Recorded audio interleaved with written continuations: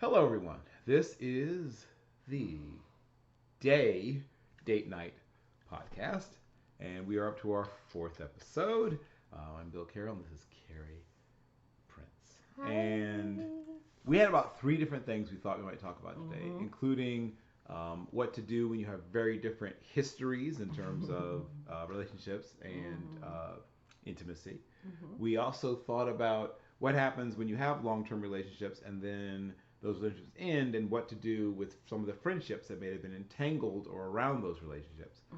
And then at the very last moment, we took a phone call from my mother. My mother is an amazing woman. An amazing woman. My mother has a law degree from Marshall With and graduated near the top of Mm-hmm. her class, despite the fact that she was a woman with children. And for 2 years, she was a very involved, active mother. And then, because of the intensity of the third year of law school, especially at a place like Marshall With, which is one of the top law schools in our nation, Mm-hmm. she and a friend of hers named Roxy Roseman took an apartment in Williamsburg near the campus, and they would live there throughout the week and then come home on the weekends, which is part of why I am good at cooking and learned to love cooking because I was the first person home.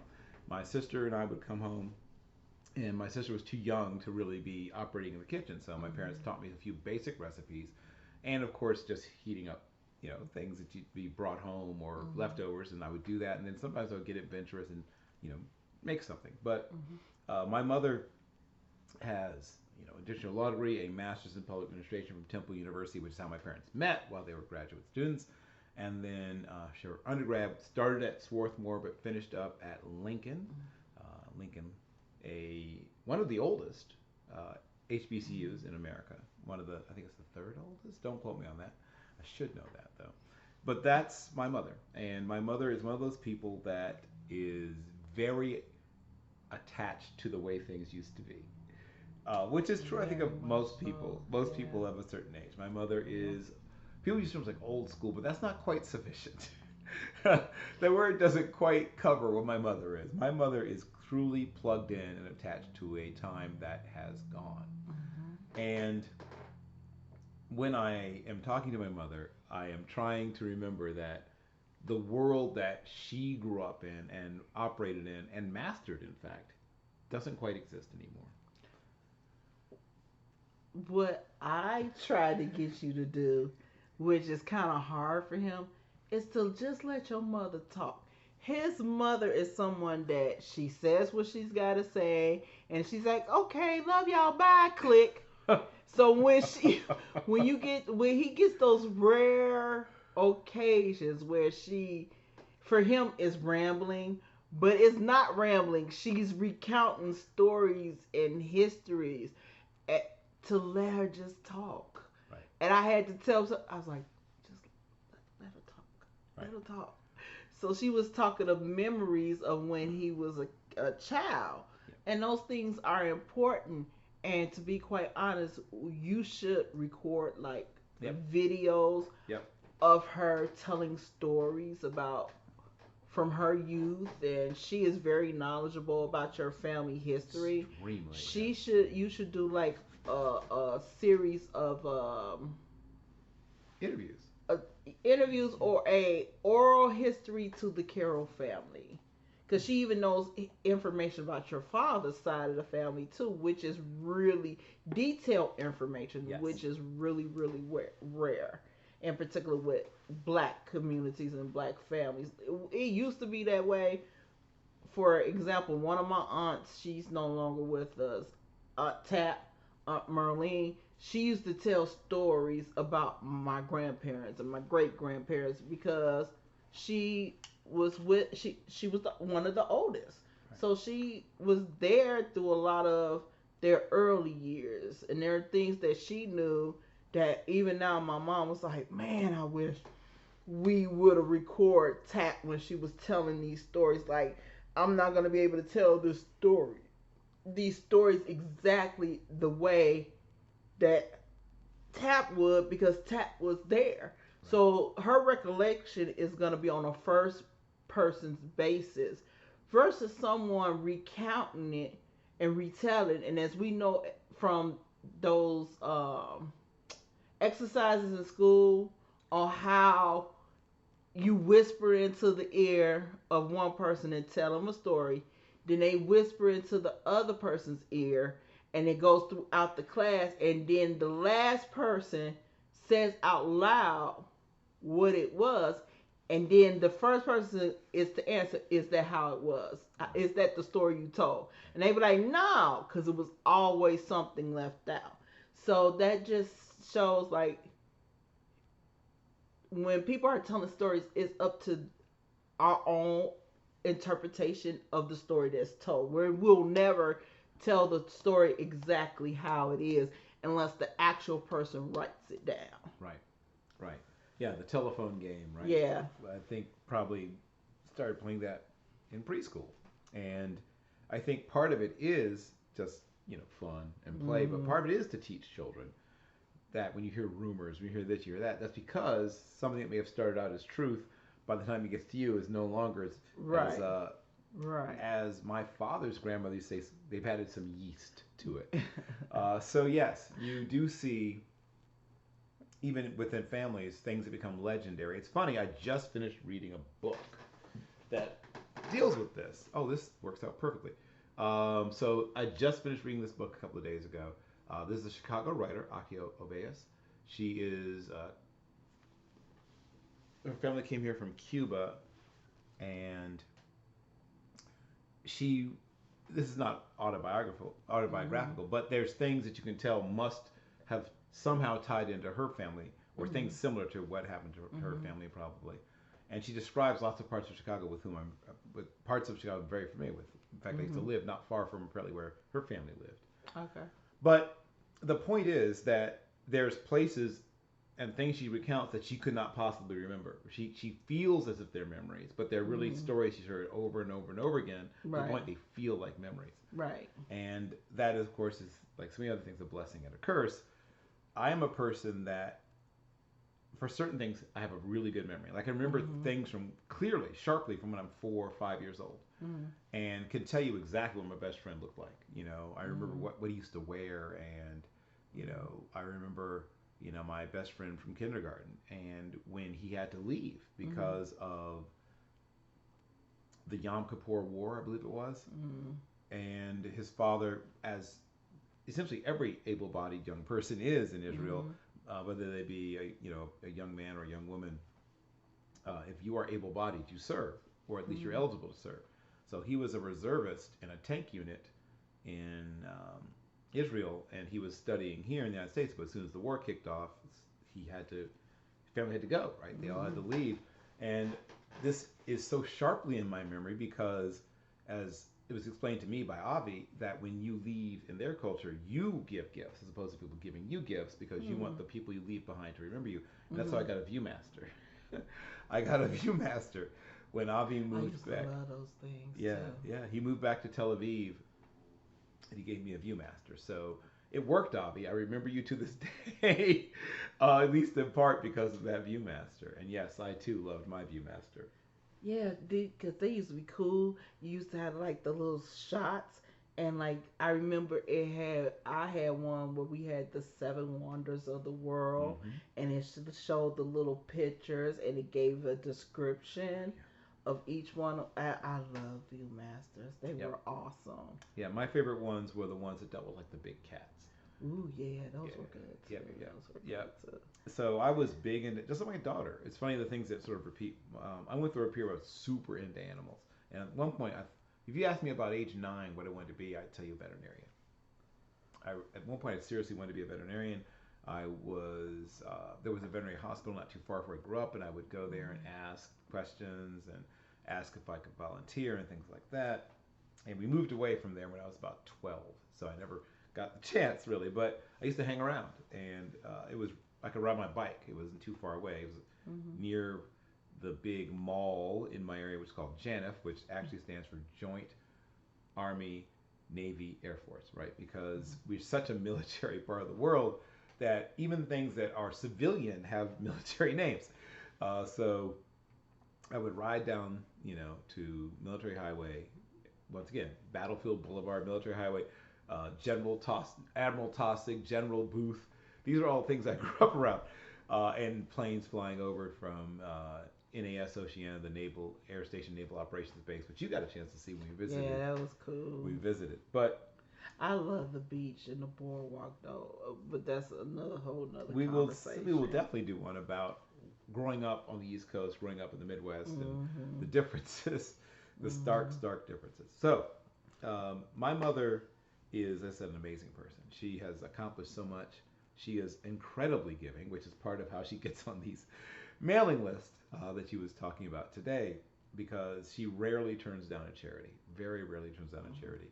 And so, if it's something to her that sounds halfway decent, even though she's on a fixed income, she gives at least a little something. Mhm. And so she's on everybody's list, and she gets it from everyone.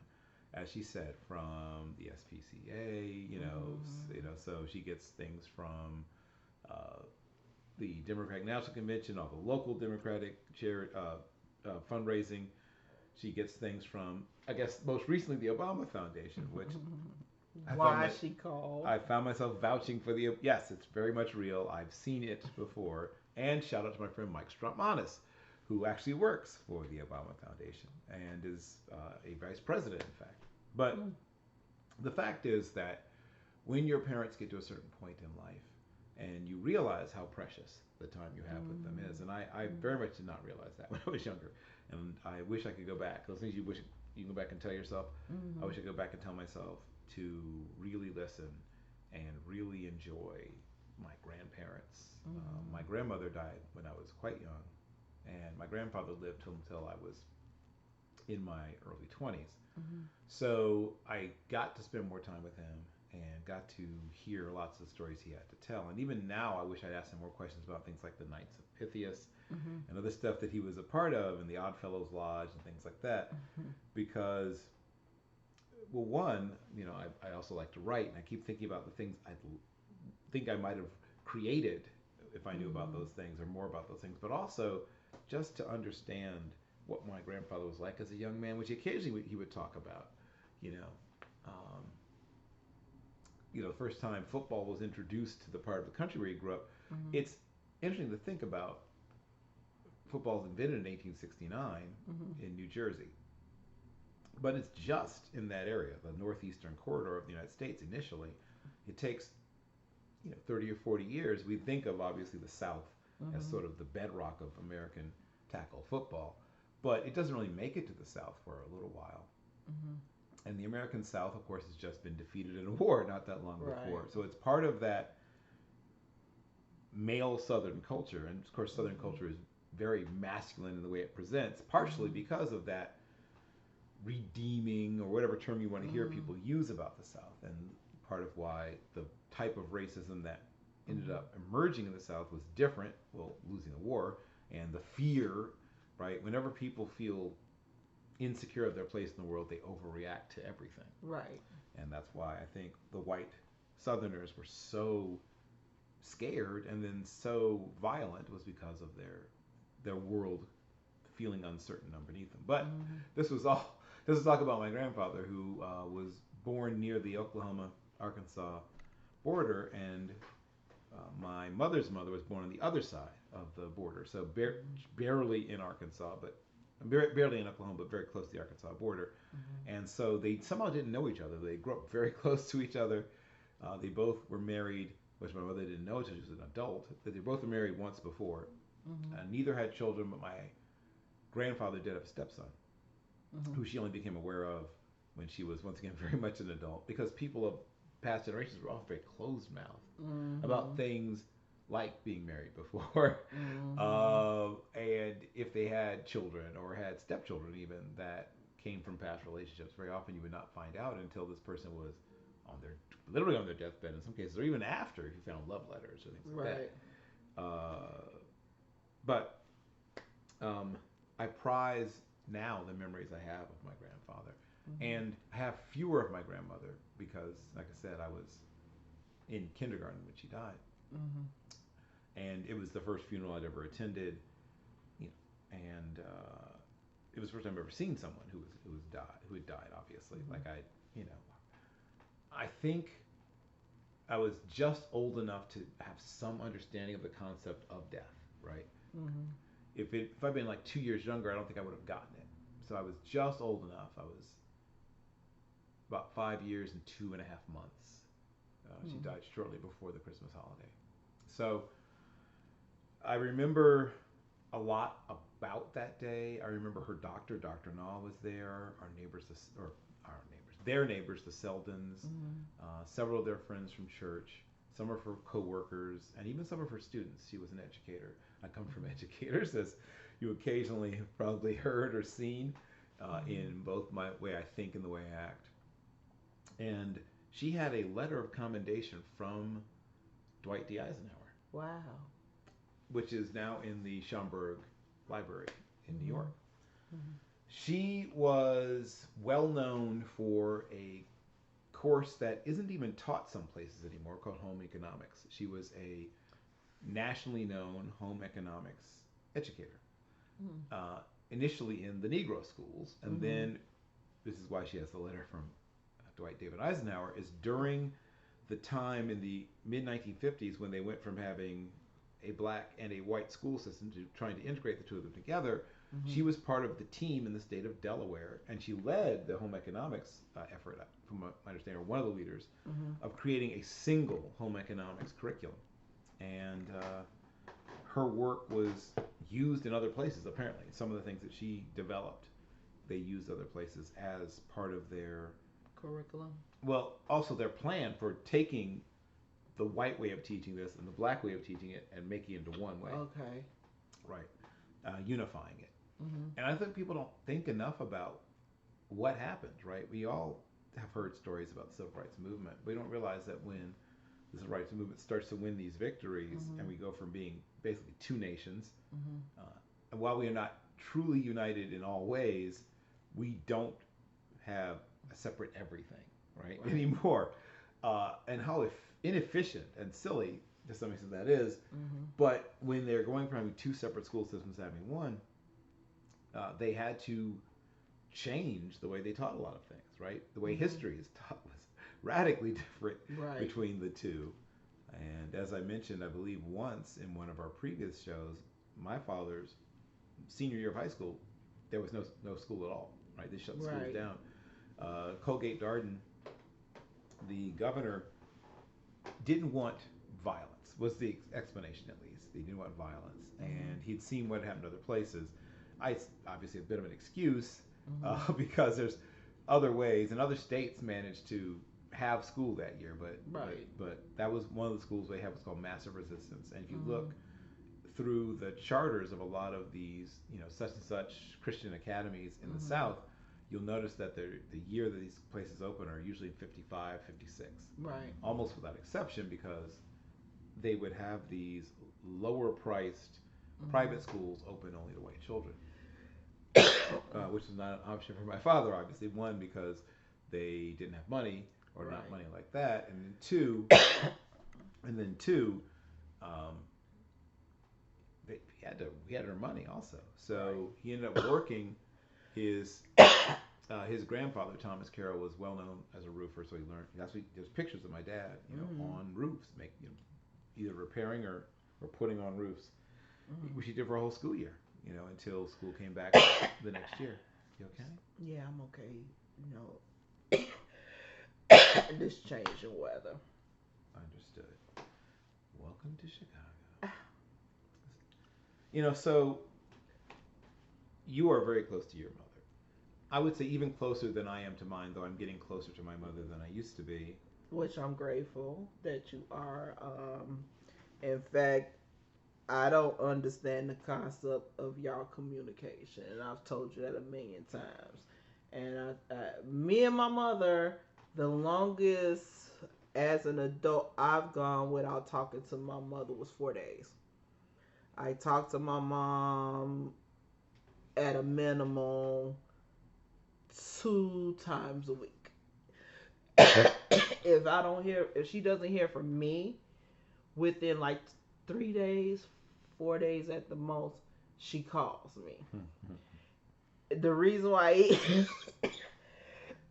excuse me, the reason why he excuse me, Okay. I think I need something to drink. Okay. So, what I was saying prior to my coughing, my mother and we usually don't go more than 4 days without talking to each other.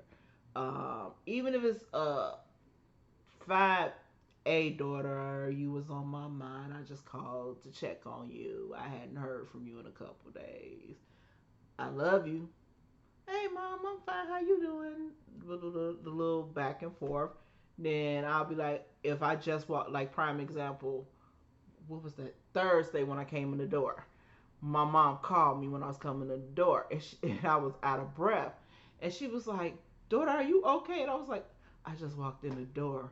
And for the people that don't know, but a lot of people do know, I have a boot on my foot. I had, long story short, Unpaid tickets for walking. I'm clumsy, shocking, and basically, long story short, I have a torn tendon, in, in particular Achilles. That's saying that Achilles. Achilles tendon, and it's basically torn to the point where it's like a rubber band is about to snap. So now I'm in physical therapy for the next 5 more weeks because I just completed my first week. Yay! So just strengthening it. So with the boot, to segue back with the boot is heavy to walk up and down the stairs. We live on the third floor. So just imagine got Easter candy for to make Easter baskets for my god kids and the special little ones. Then we had a snack fair at work. And I had a bag full of goodies from the snack fair plus my work bag. So I'm dragging all these things up these stairs. And by the time I get upstairs and get in the door, I'm exhausted. So I'm breathing real heavy, and this person was blowing my excuse me, my phone was being blown up. So whoever it was, I knew that they were trying to really get in contact with me. Of course, I should have known it was my mom. So she was like, "Oh my God, do I need to come get you? Do you need to go to the hospital?" I'm like, "No, but I'm just out of breath. I just walked in the door. I'm gonna call you back." She said, "No, don't call me back. I just wanted to tell you I love you, and you take care of yourself. Um, just enjoy your night. You're tired." So shout out to my mom. She loves me dearly, and I don't understand the concept of not speaking. Well, when my dad, if I don't go over to the house, we may talk over the phone. What, once a month or twice a month? Yeah, yeah. And it is if he picks up the house phone. But my dad is not he's not that much of a talker. He's more of a type person. He say what he gotta say, and if he spend more than what 3 minutes yeah. talking to you, then you mean something. That's why I was shocked when we was at their house and he set up and had a whole conversation with you when my parents' anniversary. Right. That shocked me because my dad he's not receptive towards the men his daughters date. I'm just gonna say that. But the ones he did like, he really liked them, and he'll joke about them. And like my dad has nicknames basically for the ones that were my long term relationships. He called one of my ex husbands 350. And that's because he was a truck driver. So he would call him 350. My other husband, he would call him old man because he was a year older than my mom and a year younger than him. Then he called one of my exes that I had been off on and off for years, Moonhead Boy, the mechanic. So so you already know who he called. Oh, I knew before. He called him Moonhead Boy, and really, with you, he just say, "How's the guy? You're the guy." So, The how's the guy. guy? Yeah. How is he? The And guy. then when I've said things to me, be like, "What's wrong? Y'all broke up?" I'm like, "No, daddy, no, we ain't break up." But that's how my dad is. So because his reactions to certain things that I say lets me know that if my dad likes the person I'm dating or not dating, or the person I'm not dating. My dad has came to me and was, and I dated this one guy. Oh my god. No, disclaimer. I have a very lengthy and interesting dating life. Hmm. Uh, Sometimes when I've dated guys, I never intend on them to meet my father because I wasn't sure where I stood with that person, and I've always been the type of person. If I'm gonna bring a guy around my father in particular, he's gonna be around. Hmm. So I remember I was younger. I was about 22, 21. I just turned like 20, 21. And he was getting real overly clingy. Hmm. And I was telling my dad, like, I can't do this. This is too much for me. I was going to school full time, working two jobs. You know, his mom was sick. I just did. As a 20-year-old girl, we not married. Right. I'm focused on school and work and my own get my own life together. But I had told him, I was like, look, this is too much for me. You know, I, I can't give you what you need, so I think that we need some time apart. My brother and I went back in the house and closed the door. My daddy went out there to check on him because he liked him. And my daddy was like, "You made that boy cry." He was on the porch crying, and Sylvester, Sylvester, Sylvester, my daddy went out there and was like, "It's okay, man. You know, you young, she young. You know, give us some time. You got to give us some space. You know, she's asking you for space. Just give them some space and some time. You know, she's feeling overwhelmed. You know." And he was like, "Yeah." And he left. And they came, and my brother came, and he was like, "Man, what you do to that man? What you do to that man?" I ain't do nothing to that man. I just was being honest with where I was at that point in my life. And I've always, and that's the one thing I can't attest to my parents. My mom and my dad always taught me, you don't need anybody, including us. Hmm. You can do this on your own. But you want other people around you. You want a mate. You want somebody that's going to build with you. My dad is a form, which is not a popular opinion of most people. My dad is the type of person, the best way to get over something is to find something new. Because you're distracted. And for him, is you're distracted. If you don't want to go back, if you're distracted by whatever else is going on, even if even if it's a good time, even if it's fun, you're more likely not to go back. But if you do go back, you know for sure that's where you want to be. Hmm. So my dad, he, as far as relationships are concerned, his ideals and how his viewpoint, because my dad is a man's man. My dad, you know, he grew up in the 60s and you know, he was a teenager in the 70s. He get jeans and cut them off with the scissors and go outside and mow the lawn in jean shorts and that he done cut off and made into shorts. My dad is a he. My dad, when he used to go to work when we was kids, he would dress up like, cause we were Jehovah's Witness, so he would dress up like he going to the Kingdom Hall. So he in a nice turtleneck, iron slacks, nice coat, and polished shoes. and would go to work, change clothes, be filthy Mm. at work, polishing metal all day, and when he come back from work, he be dressed like he left to go to work. That is the type of person my daddy is. My dad is, we say old school, Mm.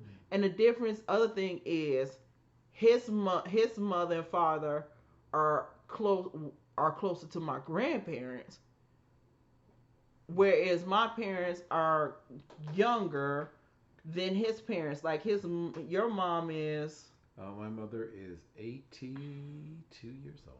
and my mom this year will be 68. So it's that's a big enough gap where his mother can be my mom and dad's mother. And even with that, there's a lot of similarities with how they are. My mother is a warrior. She worries about all of her children. And therefore, I'm the warrior in this relationship. Like, I'll be like, how's your mom? When did you talk to your mom? I called your mom. Why she ain't answer the phone? We need to call her. What other numbers can we call? I am that person in this relationship. I am the worrier of this relationship. He's more like, it's okay. Certain things I don't worry about. Like, I worry when it comes to like my god kids and things like that, but my level of worry about them is different than my level of worry is about our parents. And the reason why I am that way about our parents is because our parents are getting older. It is my dream eventually, for once we retire, Lord, we hoping that his mother still would be here. It's for us to leave here and go where his mother is, because his sister is in Indiana and her husband in Indiana. Somebody needs to be there where if something happens, even though she has Dr. Howe, but if something happens, we don't have to jump on a plane Right. to get to her. And Right. then like the situation with the call this morning, it would, if she had to say, "Hey, I got this letter," it would be easy for her to say, "Mom, we'll see you this afternoon after church. Right. We'll just come up, just hold the stuff, and we'll just look at the information and check it out with you." That's so much easier. Whereas that's the kind of the other difference with his mom versus my mom. My mom would look at that paper and find an email and research the email. She would be like, my mom, it's hilarious. My mom did not know how to use a phone. The first time my mama sent me an emoji and a text message, I said, "Mom, who taught you that?" I think it was one of my nephews. But the point is, she's fluently sending texts and researching things on her phone, playing games on her phone, going to YouTube and showing our beautiful baby little man, aka Little Reese Part 3. Hip YouTube videos and things like that. She sings with him. And it is beautiful, but I'm drifting off into that area. But I'm saying all that to say my mom made herself computer literate, and then it also helps that she, up until recently, she worked full time, Right. and she had to use computers at work because she was running a dialysis center, and that's not nothing. It's all, some stuff is on paper. You can't get away from paper for everything, but a lot of that stuff you have to enter into computers. So my mom had to increase her knowledge of computer technology. Right. So that's kind of like the difference. His mom has not been working steadily for a while, so she didn't need to get that type of information or learn that type of information, which I'm hopefully, fingers crossed, we could convince her to take a computer class, a little one, some intro, so when she get on the computer, she could navigate or figure it out. Right. But yeah, my mom, my mom is as they say, my shero.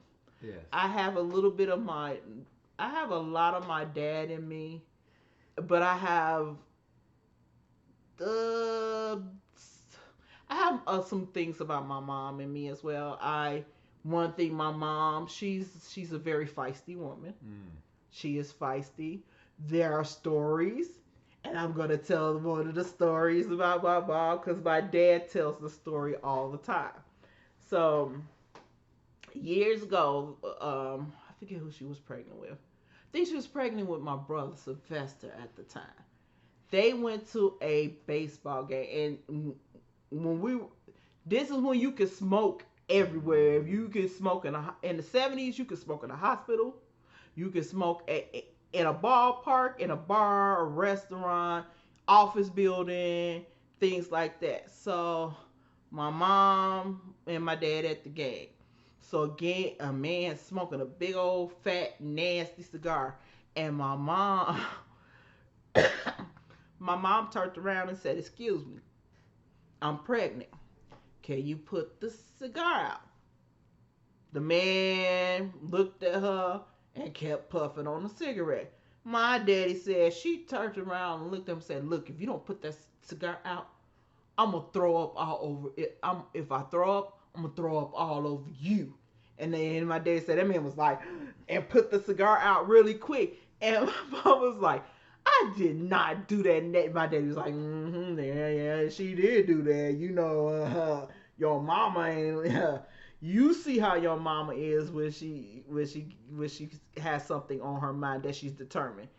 That's what, and I'm saying that to say it's a funny story, but that shows that my mother, she she will be nice in the beginning, but then if you push her, look, I done already asked you nicely once.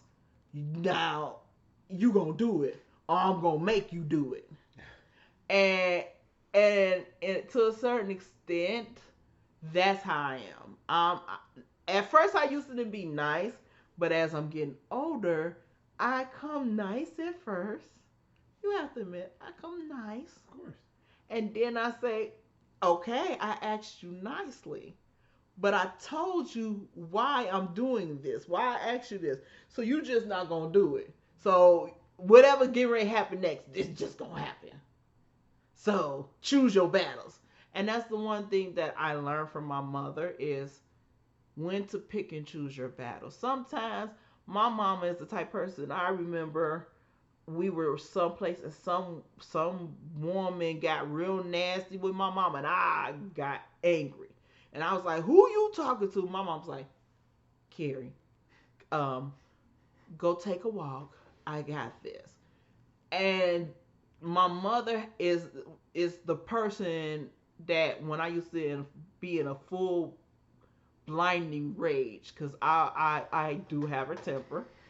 My mother was always the person that was able to step in front of what my anchor was focused on and say, "Carrie," and instantly snap right out of whatever I was going on.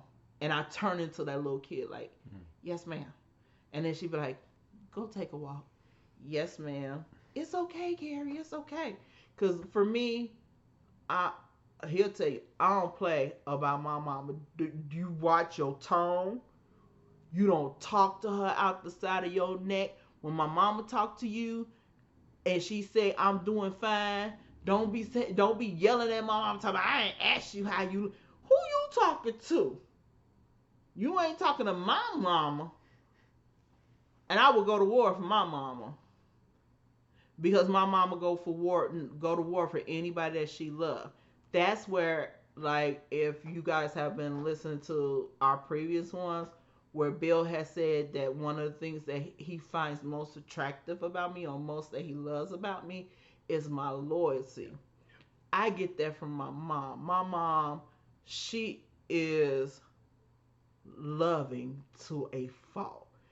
Some, if they had a picture in the dictionary of someone that, and it says this person loves people unconditionally, my mom would be in that picture. Mm. She embraced friends. I got friends that mother have passed that my mom like, "It's okay, I'll be her mom. I got a friend right now, Erica. Erica mom, Erica lost her mom. Erica can call my mom and say, "Hey, mom, I need to talk. Mom, can I come on? Come on, baby, come on." My mom was like that with all my friends. You see how she is with Tiffany. How's my grandkids? How's Tiffany? Tell the kids I love them. Tell Tiffany I love them. My mom is that person, and she's someone that she raised us. My mother, she worked part-time jobs. She brought money in. My dad did what he had to do. We were not wealthy, but we were comfortable. And my mother did what she had to do. My father did what he had to do. My mother went to school, got her nursing's degree, got her bachelor's degree, and you know made it up her ladder. And my mom, just she's amazing, and she's someone I strive to be more like every day. And when she tells me life lessons, I listen. I'm still stubborn, but I gotta find my own way. But in the end, I do strive to be more like my mom. I know I kind of went a little long-winded, but yeah, I have a really awesome mom. I do. You do. I have awesome, amazing parents. I can Yep. truly say that, and they just want the best for all of us.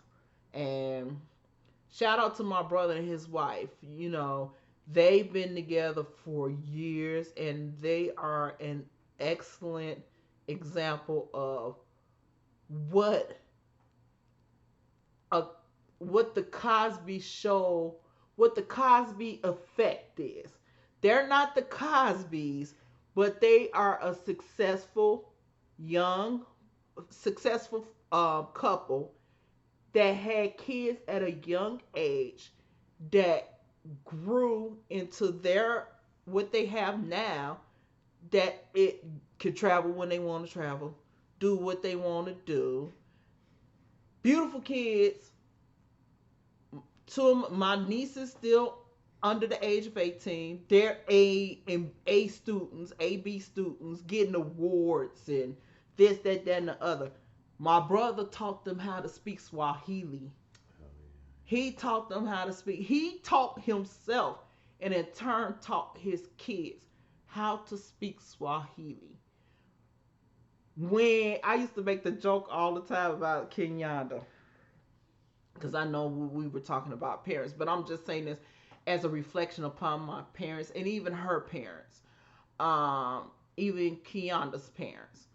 Um, I always made the joke about them that when we had like family reunion picnics, because our family, my mama's side of the family, pss, the pandemic kind of messed us up. But every year we had a family reunion. We go in the park, generations come out, and we have us a blast.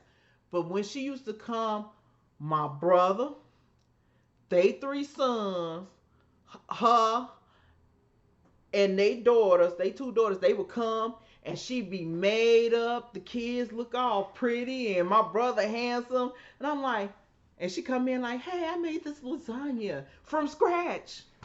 And I'll be like, and here I am, my jeans and t-shirts or shorts, looking a mess, and she make a perfect, beautiful.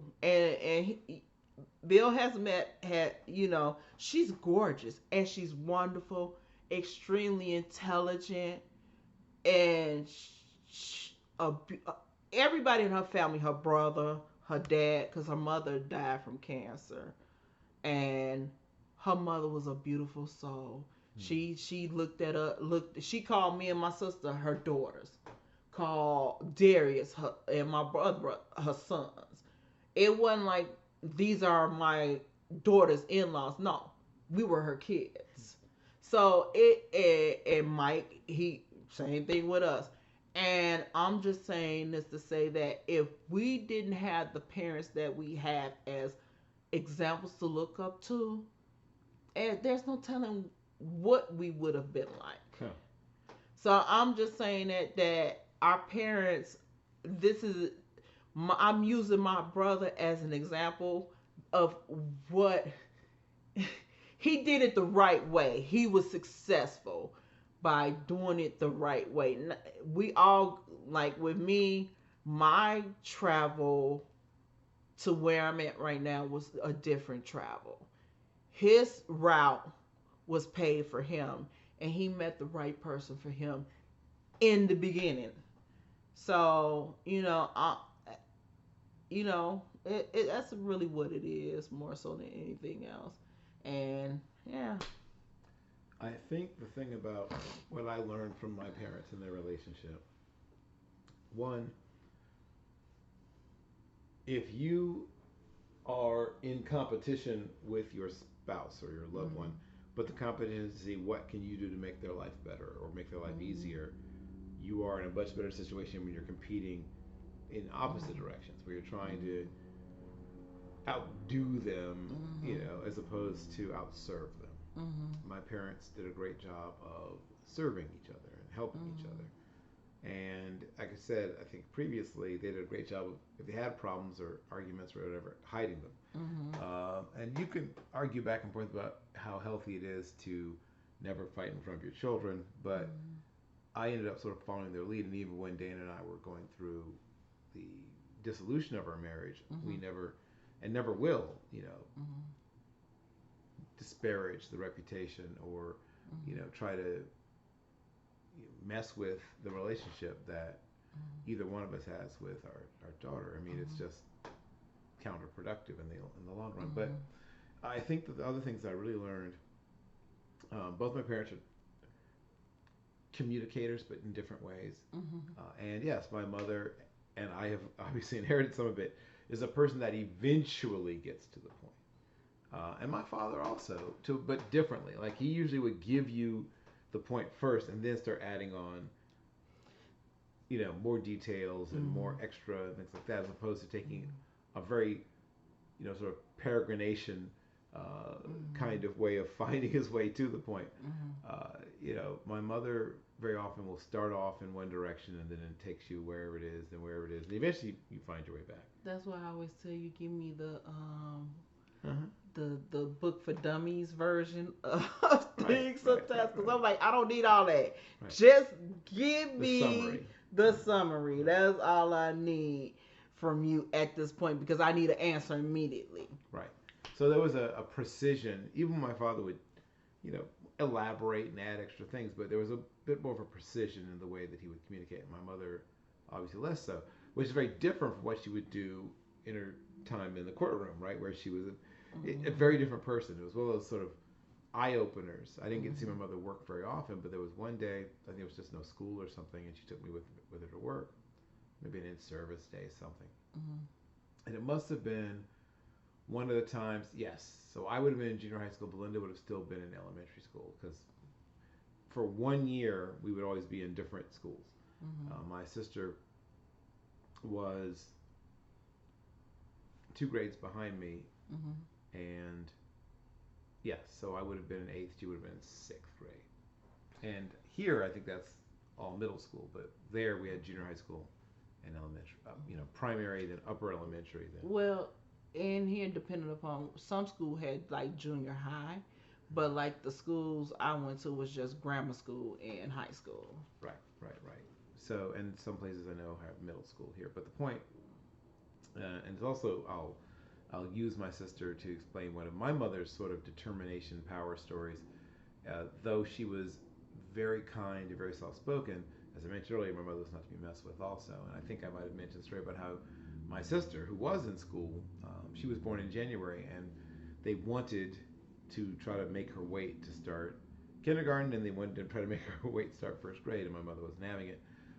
My sister was very advanced in terms of scholastic and intellectual development, so Mhm. she would be very steadfast Mhm. in her declaration that my sister was ready, and she was, and she Mhm. did very well academically and was a national merit scholar eventually. But to the way that my parents related and things that I think I took from that, my father was a traditional man in certain ways, in the Mhm. holding getting your coat, holding the door, things like that. But he Mhm. also was a man of his time and maybe even the future to some extent, in that he never felt that anything about femininity or womanhood was inferior, Mhm. and he felt in some ways that women and femininity were in some ways superior, right, in terms of Mhm. how they handle certain situations. Mhm. And so, while I don't think my father fully, maybe quote unquote embraced some of the things that are going on now. Unfortunately, he didn't live to see them, so I don't know. I Right. can't really say what he would have. But I think he would have been open minded because he was that. That's who he was. Mhm. But that's one of my favorite things about both of my parents. They're both very open minded and Mhm. very non judgmental people. Mhm. And so I've tried to follow that path. Is trying to be Mhm. open minded and non judgmental. Mhm. When you are dealing with your parents aging, and for you, it's not as far along. Right. And my father, died before he got to be Right. feeble or infirm or anything. He was still fairly Right. healthy, up to literally the moment he died. Mhm. I'm hoping that my mother can continue to be both physically and mentally well fit as long as possible. Mhm. And I think, as you said, having a companion helps. And so I Yeah. thank God on a regular basis for Dr. Howell, from Mhm. whom I took advanced composition English 286, and he made me work. Not just me, everybody else, but yeah, he made Mhm. me work. He was a great, great, great teacher, though. So it's good to know that she has somebody in her life and somebody that has been, even before they were in a relationship. The Howells were family friends. Cynthia, Mhm. his eldest daughter, babysat me when I was an infant. Mhm. So the Howell and Carroll families have had a Mhm. connection going back 54 years and change. Mhm. I think something like that, 50 something years, I think. Mhm. So it is we are close two families, and when my mother announced to me a couple of years after my father's passing that she was seeing Dr. Howell, I had a lot of different emotions, but I was happy mostly that she was not alone. I know my father Mhm. would not want my mother to be alone, Right. and I think he'd be particularly pleased that it was someone he knew well and liked, Mhm. which he did. They knew each other well and liked each other, but Mhm. it definitely was strange to me, because obviously all of my life, my mother to that point had Mhm. only been with one man. And I do realize on some level, my mother, she's told me a few stories about her dating life, but not much. Not much. My mother still is from that generation where they don't tell you everything about anything. Mhm. So I'll have to ask her at some point, especially, as you said, about recording and remembering a little bit Mhm. more about that. I knew Mhm. by name only one of my Mhm. father's girlfriends. He mentioned a woman that he dated by name only once, and I ended up meeting her. So Mhm. maybe because he knew I'd at some point meet her, that he mentioned her by name. I'm assuming he dated more than just two people in his life, but I know both their names. One's my mother, the other's this other Mhm. woman. That's it for me that I know. Mhm. So I'll have to ask, uh, and there's not that many people to ask now, so I should do this quickly, as you pointed out. Who else my father may have dated while he was in high school or college Mhm. or things like that before meeting my mother.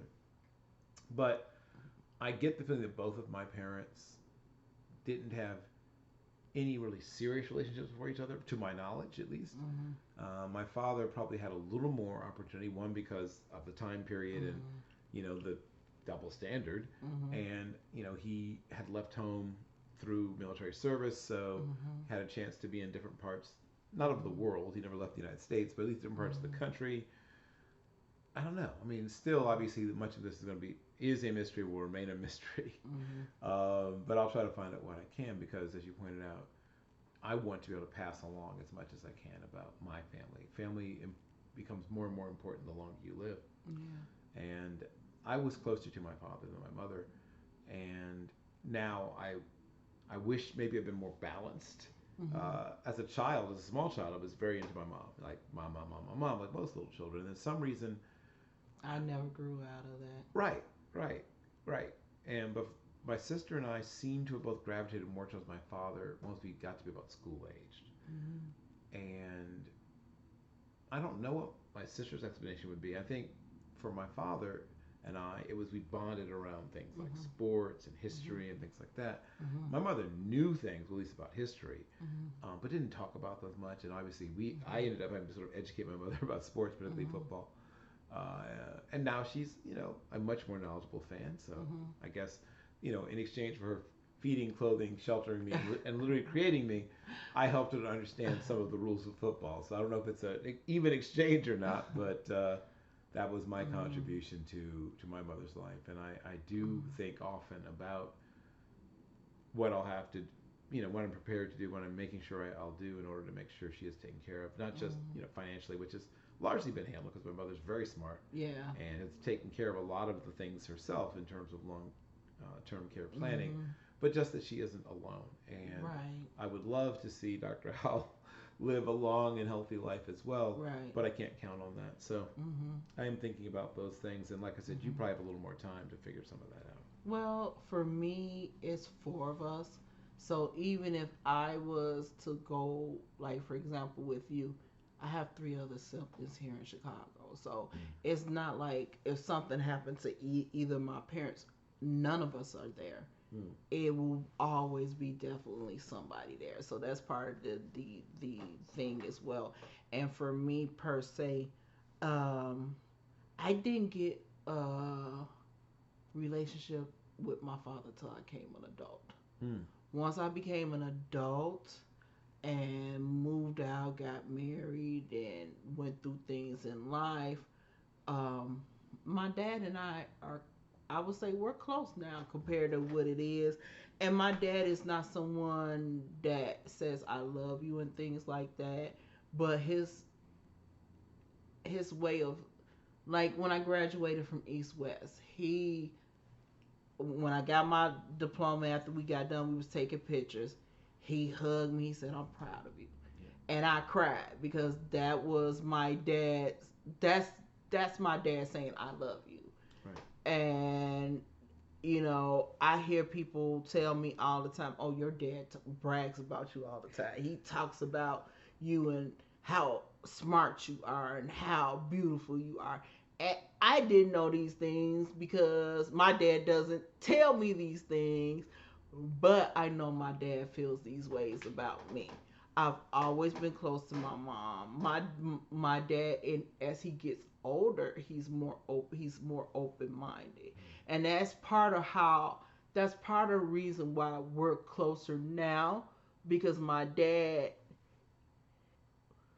and it has a lot to do with upbringing and things Sure. like that, Sure. and the fact that he was raised like my dad's father was not a Joe Witness, so they had Christmas trees and things like that because the one thing that Joe Witnesses teach, the man is the head of the household under all circumstances. Even if he's not a part of the truth, he still is the head of the household. So if that man want a Christmas tree, you put that Christmas tree up because you're supposed to honor the part of being a Christian, godly woman is honoring the man you married. So Mm. my grandma did all that because my grandfather wanted the Christmas tree. He wanted the Thanksgiving meals. He wanted the Easter meals. He didn't go to church, but he wanted all these things because that's traditionally what went on in his household. But as he got older, those things weren't as important to him. Mm. And I'm just saying this in a lot of ways. There, I'm not. I'm more. My dad is more of a practical person, Mm. practical mind. If it quack like a duck, sound like a duck, it's a duck. But my mom is like, well, there are other animals that make noises that sometimes sound like this and that. So how do you know for sure it's a duck? My mom is more that person. Mm. So I'm more like, nah, mom, that's a duck. And she's like, well, I've heard cats. Mama, that's not a cat. That's a duck out there. And then open the door and say, Mom, look, duck. So I'm not saying my mom is illogical, but my mom is the type person. She's a little bit more. How do you know? Sure. you don't know what the universe holds for you. Sure. You don't want to leave with regrets Yep. and Yep. this, that, and the other. And my dad is like, look, it's this way. Right. You know, Your mother sees more shades of gray. Your father sounds more black and white. yes. And if you notice, I'm more black and white, but I'm starting to move over to gray a little bit more. Sure. And it's a constant struggle because it's the difference between ideology versus black and white. I Right. know the word, but I can't think of it right now. Right. Right. And I want to be more ideology, Right. Right. but I can't get out of black and white because I'm looking at it, and that's what it is, and that's what it was named, and this is what it looks like. Well, where ideology, what were the circumstances that led up to this being this, that, and the other? Was this involved? Was that involved? If these are involved, you should forgive it. No, because this just it made them say or do what they really want to do. So no.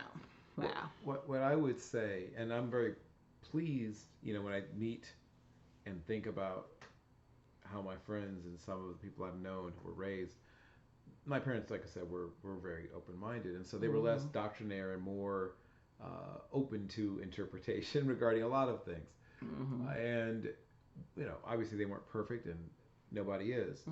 But I do realize I had an exceptionally good childhood, stimulating childhood. My mother was constantly trying to find ways to open our minds to things and expose us to things, and they did a great job of making sure that if there's anything that might have been interesting to us, that we had a chance to do it. When you think of ways that your parents maybe opened your eyes to something or changed the way you saw something, what would you say is maybe the one that you found the most helpful in the way that you lived your life? For me personally, is dad more so than anything to sit back and quiet and observe. And if you notice, when I first meet people, I don't really talk. I tend to sit back and I observe interactions and conversations from a distance. And usually I'm able to read people, and I would say about, would you say about 97% of the time I'm right. You're right a lot. You are. About, I would say about 97%. And my dad is a person. He could sit in a room and listen to a conversation and tell you, um, nah, that person up to no good. Don't trust them. And he's right. Hmm. So that's one of the things, most of all, that I learned from my father. From my mom, the loyalty. Like, Hmm. if a person, but the difference is in my mama's loyalty versus mine. You have to prove yourself to me. And once you prove to me you got my back, I got your back 110, 50 million%. So my mom is loyal to people if she loves them no matter what. Mm-hmm. Me, I'm loyal to those that prove that they're loyal to me. So as far as that's concerned, it's a mixture of my mom and dad as far as that is, but me giving people slightly the benefit of the doubt, like, okay, I'm a three strikes and you're out person. Mm-hmm. Right. And you could do something the first time, and I'll be like, hey, I don't like that, and I'm able to relay that to you because my mom is someone that says, I didn't like when you do XYZ, and you do it again, I'll cut you off. Whereas my mom, she still will talk to you and stuff. She may not do to the level that she would do initially, Mm-hmm. but she still, you need a meal. She done fed. We have family members that were drug addicts that my mama they would come over to the house, and my mom would be like, I'm not gonna give you any money, but I'll feed you. Right.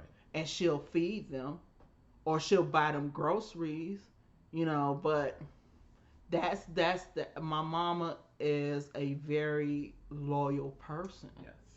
very loyal person, and that's what I think out of everything that I got most of from my mom is loyalty on top of determination, because my mom is a very determined person. When it's something that she wants to do, it don't matter if my daddy don't want her to do it. I'm gonna do it. Right. Now you may not like it, but I'm gonna do it. And as far as that's that determination, strong will. And I did not know that because my mom is like that, that I inspire other people in my life. It's a struggle for me to get out of bed most days, Mm. but I get up, put on my clothes, go to work, be on time, be in pain all day, work my full shift, and then go home and fall apart in tears and get up and do it all over the next day. Right. Right. Well, in many ways, like I said, you are, your mother's daughter in a whole lot of ways. But I do see more and more when I talk to you about some of the ways in which your father has showed up as well. I am Mm-hmm. extremely like my father in a bunch of different ways. But I'm seeing also as I age more and more, I am seeing more parts of my mother in myself. Mm-hmm. And, Mm-hmm.